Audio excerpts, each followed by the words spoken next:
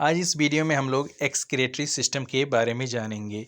तो जीव होते हैं, उनके शरीर में विभिन्न जैव रासायनिक क्रियाओं के परिणाम स्वरूप कई वेस्ट पदार्थ बनते हैं, जैसे कि अमोनिया, यूरिया, यूरिक एसिड, ये सब चीज़ें बनती हैं।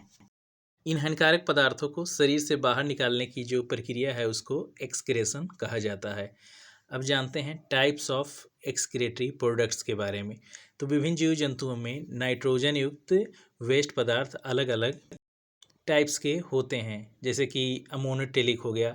तो अमोनोटेलिक में जो एक्सक्रीटरी प्रोडक्ट होता है वो अमोनिया होता है, और ये पाया जाता है जो जल में रहने वाले जीव होते हैं, जैसे कि मछलियाँ या फिर एम्फीबियंस। और यूरियोटेलिक में जो एक्सक्रीटरी प्रोडक्ट होता है वो यूरिया होता है, तो ये मनुष्य में पाया जाता है और स्तनधारी जीव में ये पाए जाते हैं। अब जानते हैं यूरिकोटेलिक। तो यूरिकोटेलिक में जो एक्सक्रीटरी प्रोडक्ट होता है वो यूरिक एसिड होता है, और ये बर्ड्स में और रेप्टाइल्स में पाया जाता है। अब जानते हैं ह्यूमन एक्सक्रीटरी सिस्टम के बारे में। मनुष्य में जो एक्सक्रीटरी सिस्टम है वो अलग अलग भागों से मिलकर बना होता है, जैसे कि 2 किडनी होती हैं, 2 यूरेटर्स होते हैं, एक यूरिनरी ब्लैडर होता है और एक यूरेथ्रा होता है। अब जानते हैं किडनी के फंक्शन और उसके स्ट्रक्चर के बारे में। तो जो किडनी होती है वह बीन्स के आकार की होती है, और प्रत्येक किडनी लगभग 10 से 12 सेंटीमीटर लंबी होती है। किडनी जो है रीढ़ की हड्डी के दोनों ओर यहाँ पीछे के साइड होता है। अब जानते हैं किडनी के मुख्य भाग कौन कौन से हैं।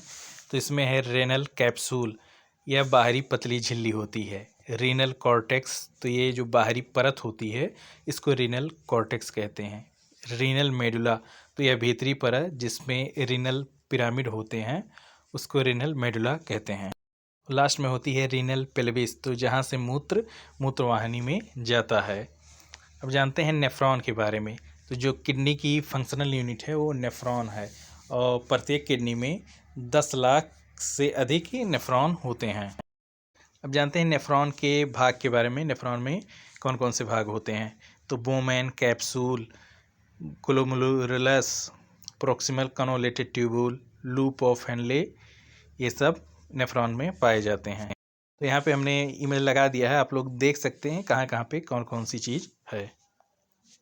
और इसी में डिस्टल कॉर्नेलेटेड ट्यूबुल और कलेक्टिंग डक्ट, ये सब पाए जाते हैं।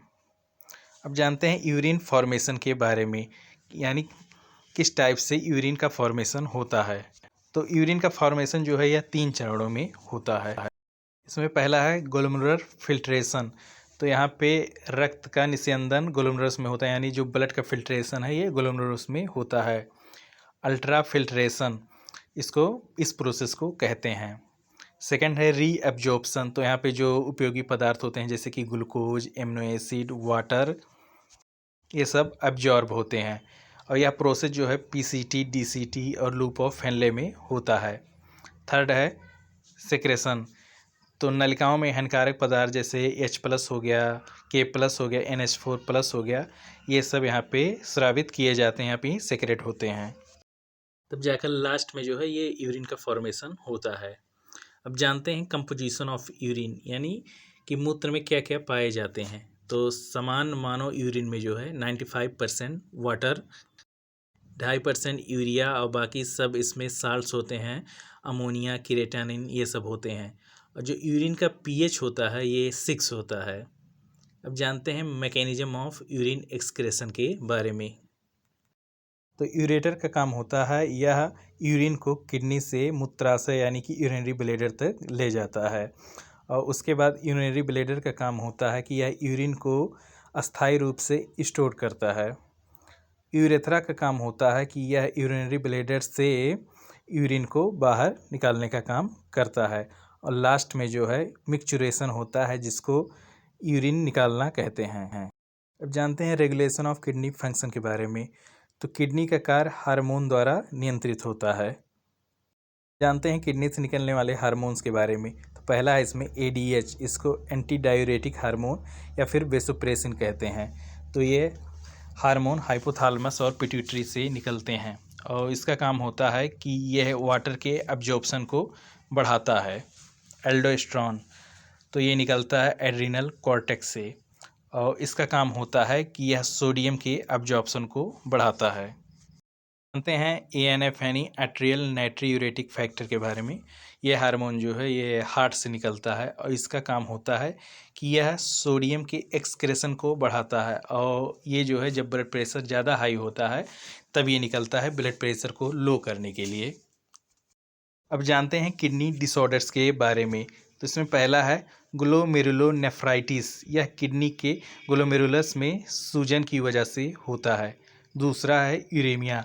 तो जब रक्त में यूरिया की मात्रा अधिक हो जाती है तब यूरेमिया होता है। उसके बाद है किडनी स्टोन। तो यह साल्स के कठोर क्रिस्टल इसमें बन जाते हैं, तो इससे किडनी में स्टोन हो जाता है। कैल्शियम ऑक्जेलेट साल्ट के डिपोजिशन से होता है। डायलिसिस, तो इसमें कृत्रिम विधि से ब्लड को प्यूरिफाई किया जाता है, यानी आर्टिफिशियल तरीके से ब्लड प्यूरिफिकेशन इसमें होता है। किडनी ट्रांसप्लांट, जब किडनी जो है एकदम इसमें जो फेल किडनी होती है उसको ट्रांसप्लांट यानी बदल दिया जाता है। अब जानते हैं अनएक्सक्रेटरी ऑर्गन्स के बारे में। तो स्किन यह पसीने के माध्यम से साल्ट और वाटर को निकालने का काम करता है।